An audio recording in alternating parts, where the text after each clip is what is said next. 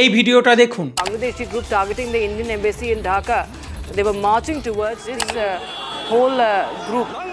Apart from those who are recording. এটা কোনো সাধারণ ভিডিও নয়, এটা একটা ওয়ার্নিং। বাংলাদেশে ভারতের দূতাবাসকে লক্ষ্য করে হামলার চেষ্টা। দূতাবাস মানে কি জানেন? এটা কোনো বিল্ডিং নয়, এটা ভারতের নিজের এলাকা। আর সেই জায়গায় যদি হামলা হয় তাহলে সেটা শুধু হামলা নয়, সেটা সরাসরি ভারতকে চ্যালেঞ্জ। এখন প্রশ্ন উঠছে, এটা কি নিছকই বিক্ষোভ, নাকি কট্টরপন্থীদের পরিকল্পিত অ্যাটাক, নাকি সব জেনেও চুপ বাংলাদেশ সরকার?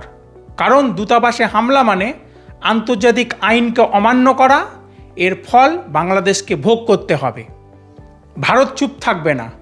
আজ প্রশ্ন শুধু বাংলাদেশকে নয়, প্রশ্ন গোটা বিশ্বের কাছেও। এক, বাংলাদেশে ভারতীয় দূতাবাস কি এখন সম্পূর্ণ নিরাপদ? দুই, এই হামলার ফলে কূটনৈতিক সম্পর্ক কি ভাঙনের পথে? আজকের এই ভিডিওতে আমরা যা বলবো, যা অনেকেই বলতে ভয় পাচ্ছে। ভিডিওটা শেষ পর্যন্ত দেখুন। এই যে বিশাল ভিড়টা আপনারা দেখছেন, এটা বাংলাদেশের ছবি। বাংলাদেশের একটা প্রোটেস্ট গ্রুপ ভারতের অ্যাম্বাসি ঘেরাও করার চেষ্টা করছে। গত দুদিন ধরে এই ঘেরাওয়ের চেষ্টা চলছে। ভারত এই বিষয়ে দিল্লিতে বাংলাদেশের হাই কমিশনার মোহাম্মদ রিয়াজ হামিদুল্লাহকে ডেকে ওয়ার্নিংও দিয়েছে যে ঢাকায় ভারতের অ্যাম্বাসিকে যেভাবে ঘেরাও করার চেষ্টা চলছে সেটা মোটেই ঠিক নয়। বিষয়টি দেখুন। এরপরেও আজ এমন খবর এসেছে যে ভারতের অ্যাম্বাসি ঘেরাও করার পাশাপাশি ব্যারিকেড ভেঙে ভেতরে ঢোকার চেষ্টা হয়েছে। এমনকি অ্যাম্বাসির কিছু অংশ ক্ষতিগ্রস্তও করা হয়েছে। অর্থাৎ কোথাও না কোথাও বাংলাদেশে ভারতের উপর আক্রমণের চেষ্টা হয়েছে। দেখুন, বাংলাদেশের মধ্যে ভারতের যে অ্যাম্বাসি বা দূতাবাস রয়েছে, সেটা যে এলাকা জুড়ে আছে, সেই এলাকা বাংলাদেশের জমি হিসাবে ধরা হয় না, এটা ভারতের ভূমি হিসাবে গণ্য করা হয়। তেমনি ভারতে বাংলাদেশের যে দূতাবাস রয়েছে, সেই এলাকাটাও ভারতের জমি নয়, সেটাকেও বাংলাদেশের ভূমি হিসাবে ধরা হয়। আমরা যদি ভারতে অবস্থিত বাংলাদেশের দূতাবাসে ঢুকে কোনো অপকর্ম করি, তাহলে সেটাকে বাংলাদেশ আক্রমণ হিসাবেই ধরা হবে।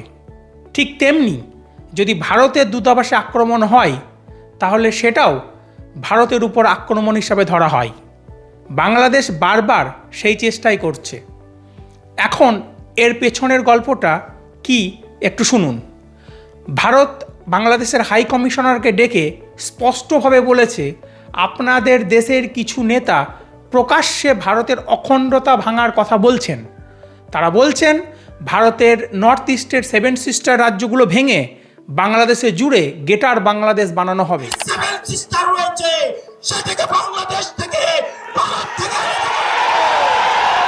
এই ধরনের মন্তব্য বন্ধ করুন, না হলে এর ফল ভালো হবে না। বাংলাদেশের একটা রাজনৈতিক দল ন্যাশনাল সিটিজেন পার্টি বা এনসিবির নেতা হাসনাত আবদুল্লাহ প্রকাশ্যে অ্যান্টি ইন্ডিয়া মন্তব্য করছেন এবং বলেছেন ভারতের 7 সিস্টার ভেঙে বাংলাদেশে মিশিয়ে গ্রেটার বাংলাদেশ তৈরি করা হবে।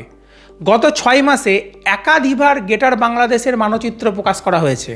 কিছুদিন আগে একটা ম্যাপে তো বাংলাদেশের সঙ্গে ভারতের নর্থ ইস্ট, বিহার, ঝাড়খণ্ড, উড়িষ্যা, এমনকি পশ্চিমবঙ্গকেও জুড়ে বাংলাদেশের অংশ হিসাবে দেখানো হয়েছে।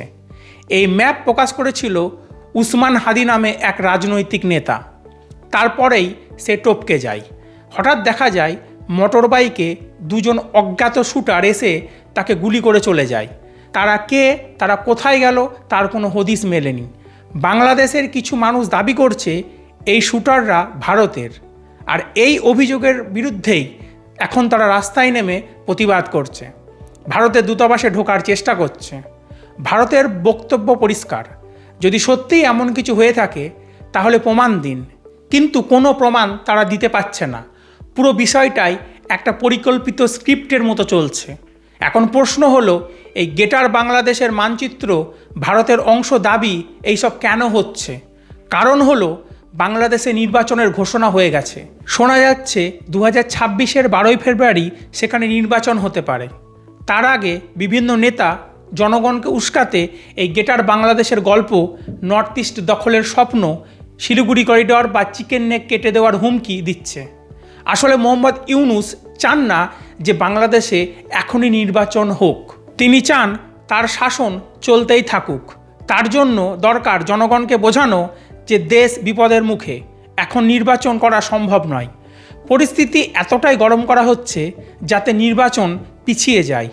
বাংলাদেশ ভালো করেই জানে ভারত হঠাৎ করে সেনা পাঠিয়ে আক্রমণ করবে না, কিন্তু তারা ভুলে যাচ্ছে সব প্রতিশোধ প্রকাশ্যে হয় না, কভার অপারেশনও হয়, ভেতর ভেতর কাজ চলতে থাকে।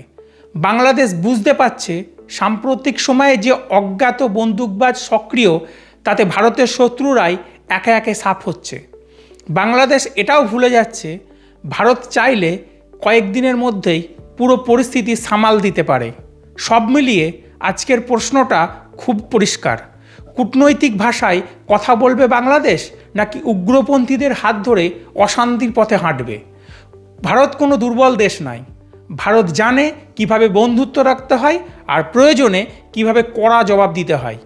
দূতাবাসে হামলা মানে শুধু একটা বিল্ডিং নয়, এটা আন্তর্জাতিক আইন, কূটনৈতিক মর্যাদা আর দুদেশের সম্পর্কের উপর সরাসরি আঘাত। এখন দেখার বিষয় ইউনূস সরকার আসল দোষীদের বিরুদ্ধে কী ব্যবস্থা নেয়, নাকি শুধু বিবৃতি দিয়েই সারে। বন্ধুরা, এই ইস্যুতে আপনার মতামত কি? বাংলাদেশ কি সীমা ছাড়িয়ে ফেলছে? ভারতের কি আরও কঠোর হওয়া উচিত? কমেন্টে লিখে জানান। ভিডিওটা ভালো লাগলে লাইক করুন। দেশ ও জাতীয় নিরাপত্তার মতো গুরুত্বপূর্ণ বিষয় দেখতে চ্যানেলটিকে সাবস্ক্রাইব করুন। দেখা হবে পরের ভিডিওতে। ততক্ষণ পর্যন্ত জয় হিন্দ, নমস্কার।